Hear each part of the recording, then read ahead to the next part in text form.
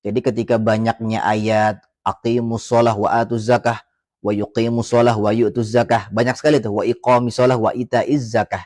Ini kata Sayyidina Abdullah ibn Abbas termasuk ayat makrunah. Ayat makrunah itu maksudnya satu ayat isinya ada dua perintah. Yang dimana dua perintah ini saling berkaitan, nggak bisa di beda-beda ini. Sama kayak duit lah gitu ya, sama kayak uang. Uang itu kan depan belakang ada gambarnya. Kalau saya kasih duit kayak ente nih, cepet gitu kan. Depannya ada gambarnya, belakangnya polos. Laku nggak? Nggak laku. Begitupun ayat makrunah. Jadi kalau di antara dua perintah ini satu dikerjain, satu ditinggal, otomatis semuanya tertolak, batal di hadapan Allah Subhanahu wa taala. Seperti ini antara sholat dengan zakat. Satu, kata ulama, kenapa sih sholat dengan zakat itu selalu digandengkan? Karena beratnya mendirikan sholat sama seperti beratnya menunaikan zakat. Makanya kalimatnya aqimu, bukan waf'alus sholah. Kalau waf'alus sholah, kerjain oleh kalian sholat, yang namanya kerja kan ada istirahatnya tuh, ada liburnya. Makanya pakainya aqimu, biar sholatnya nggak ngaso dulu, nggak istirahat mulu. Sholat yang 5 waktu dikerjain cuma 3, nggak boleh begitu. Iya, aqimu, dirikanlah oleh kalian. Sama seperti orang yang mendirikan bangunan dengan tiang, ya, kalau itu sudah berdiri nggak akan roboh tuh bangunan. Jadi kalau kita sudah mendirikan agama ini dengan sholat, itu sholat nggak akan libur-libur tuh, istiqomah. 5 waktu ya 5 waktu, jangan di korting jadi 3 waktu. Subuh libur, zuhur sholat, asar sholat, maghrib sholat, isya libur. Wah, jangan seperti itu ya. Kemudian kata ulama, kenapa selalu digandengkan antara perintah sholat dengan zakat? Karena kemuliaan mendirikan sholat sama dengan kemuliaan membayar zakat. Meskipun dulu di zaman Sayyidina Abu Bakar As-Siddiq, ini banyak sekali tragedi perang riddah, perang melawan orang-orang murtad, karena sepeninggal Rasulullah Shallallahu Alaihi Wasallam ini banyak sekali di antara mereka yang nggak mau lagi bayar zakat. Makanya beliau bilang, man farraqa bainas sholati waz zakati la aqtulannakum. Siapa yang misah-misahin sholat mau, zakat nggak mau nih, la aqtulannakum, sungguh akan aku perangi mereka. Apalagi yang namanya kecaman di Al-Quran tuh tentang orang-orang yang nggak mau zakat. Walladzina yaknizuna dzahaba wal fiddah wa la yunfiqunnaha fi sabilillah fabashirhum bi'adzabin alim. Itu kata Allah Ta'ala buat orang-orang yang suka ngumpulin harta, emas, perak, harta, saldo, ATM, dan segala macam. Wala yunfikunaha fi sabilillah, dia tidak infakkan di jalan Allah Ta'ala, bermakna tidak dikeluarkan zakat mafruḍah. Infak mafruḍah itu zakat maksudnya ya. Fabashirhum bi'adzabin alim.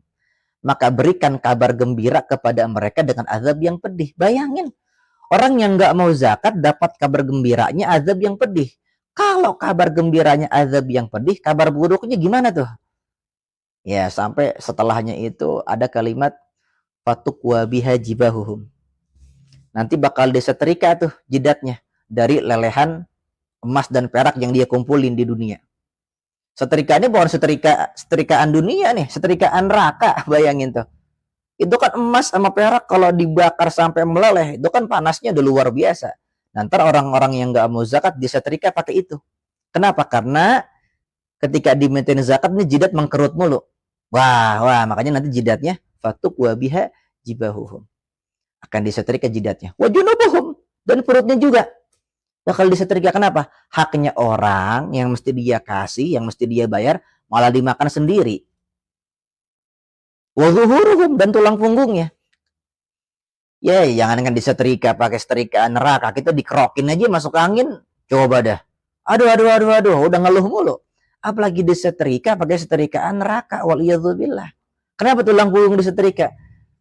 Nah, makanya ada istilah ayah itu, suami itu tulang punggung keluarga. Jangan sampai kita ini bela-belain, pengen nyenangin anak istri, tapi lupa mengeluarkan kewajiban kita dalam membayar zakat, seperti itu. Nah, kata para ulama, zakat ini kebagi dua. Ada zakat fitrah, ada zakat mal. Dan perlu diketahui, ulama mutaqaddimin tidak ada yang mewajibkan zakat mustafad, zakat profesi, penghasilan profesi, nggak ada. Makanya kita kalau mau baca kitab ulama-ulama mutaqaddimin itu nggak ada penjelasannya tentang bab zakat mustafad. Yang ada itu adalah ulama-ulama mutakhirin seperti Syekh Yusuf Al-Qaradawi dan Syekh Wahbah Zuhaili, ya, ulama mutakhirin yang memfatwakan bahwa zakat mustafad, zakat penghasilan profesi itu wajib dikeluarkan. Jadi rezeki yang kita dapatkan dari hasil profesionalitas, meskipun Anda seorang seniman, masuk, dokter, masuk, tukang bengkel, masuk, dan apapun itu, ya, harta yang kita hasilkan dari profesionalitas masuk dalam kategori zakat mustafad. Dan ini bukan berarti gaji kita baru kerja 2 bulan disuruh bayar zakat. Belum.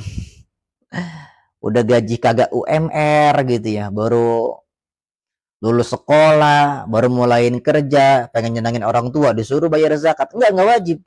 Tapi kita pun gak boleh pelit, maksudnya gitu. Kalau kita mau keluarin, jatuhnya sedekah, bukan zakat gitu ya. Pertama gini, syaratnya ulama itu pasti bimakna 1 an-nisab, 2 haul. Jadi mesti nyampe nisab, nyampe haul.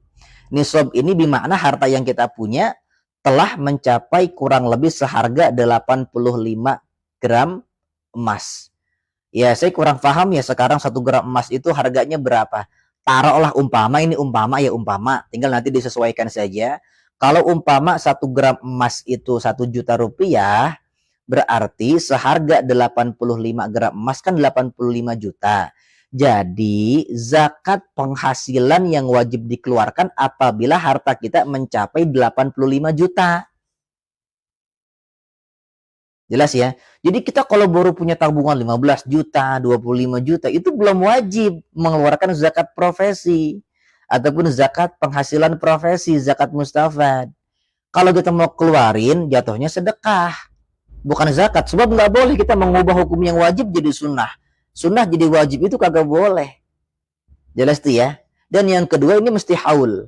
Haul itu bermakna nyampe setahun. Makanya kita di kampung-kampung sering ngadain tuh haul almarhum fulan bin fulan. Itu maksudnya wafatnya si almarhum ini telah mencapai 1 tahun gitu. Nanti meskipun ada haul pertama, kedua, ketiga, keempat gitu ya. Jadi haul itu ada 3 makna dalam syariat. Haul itu bisa bermakna nyampe setahun sebagaimana dalam penggunaan zakat kriterianya. Yang kedua bermakna dalam wiridan tuh la haula wala quwata illa billah. Haul tuh maknanya upaya. Terus di ayat suratul Isra, alladzi barakna haulah, yang Allah berkahkan sekelilingnya. Gitu. Ada 3 maknanya ya. Nah, jadi maksudnya gini, kita kerja nih. Ya. Baru 3 bulan. Duit kita udah 100 juta. Hebat banget ya. Ya amin, amin, mudah-mudahan begitu deh. Iya, kita ya husnudzon aja, percaya aja sama Allah Ta'ala. Allah Ta'ala kalau udah nyiptain kita nggak mungkin dibikin sengsara. Pasti kita dibikin enak sama Allah Ta'ala. Begitu, ya. Nah, ini ulama beda pendapat nih. Ada yang mengatakan kalau sudah nyampe nisab, udah lebih dari 85 juta, tapi belum nyampe haul, belum nyampe setahun, baru 5 bulan, 6 bulan. Ada yang mengatakan ya udah, keluarin aja. Ada yang mengatakan enggak, nanti mesti syarat haulnya terpenuhi. Gitu ya, syarat haulnya terpenuhi mencapai 1 tahun. Gitu. Jelas ya? Nah, jadi kalau kita nih kerja, ya, 20 juta tuh per bulan gaji. Nyampe setahun, totalnya kan 240 juta. Udah lebih dong dari 85 gram emas, atau kita umpamakan 85 juta rupiah kalau 1 gram emas itu 1 juta. Umpamanya seperti itu gampangnya ya. Dipotong dulu tuh dari 240 juta, dipotong bensin, biaya makan di tempat kerja, perawatan kendaraan, pokoknya kebutuhan-kebutuhan aja tuh. Ngasih nafkah anak istri gitu kan.